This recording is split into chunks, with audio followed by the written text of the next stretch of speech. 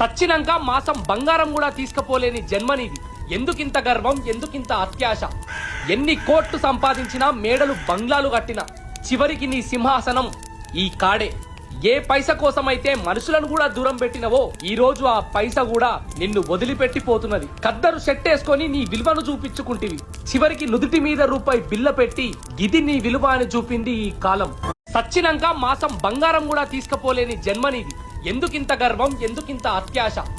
ఎన్ని కోట్లు సంపాదించినా, మేడలు బంగ్లాలు కట్టినా చివరికి నీ సింహాసనం ఈ కాడే.